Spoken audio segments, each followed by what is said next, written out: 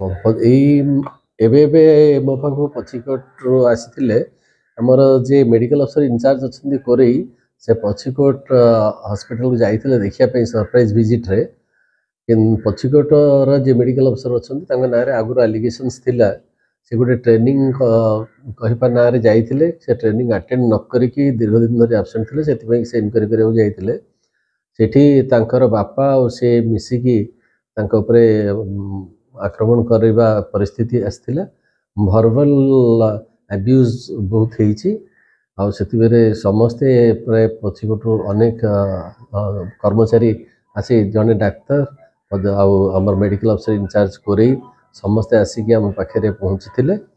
ଆଉ ସେଇଟା ଆମେ ଦେଇଛୁ, ସେମାନେ ସମସ୍ତେ ପ୍ରାୟତଃ ଏଫଆଇଆର ଦେବେ। ମୋ ପାଖରେ କମ୍ପ୍ଲେନ୍ ପହଞ୍ଚି ଯାଇଛି, ମୁଁ ତାକୁ ଦେଖୁଛି କେମିତି ସମାଧାନ କ'ଣ କରାଯିବ। ତାକୁ ମୁଁ ସ୍ୱୀକାର କରୁଛି, ମୁଁ ସେ ଭିଡ଼ିଓ ଦେଖିଛି ଯେଉଁଥିରେ ଅଭଦ୍ର ଭାଷାରେ ଆମର ଡାକ୍ତରଙ୍କୁ, ଆମର ମେଡ଼ିକାଲ ଅଫିସରଙ୍କୁ ଗାଳି କରାହେଇଛି, ଯେଉଁଟାକି ସ୍ପୃହଣୀୟ ନୁହେଁ।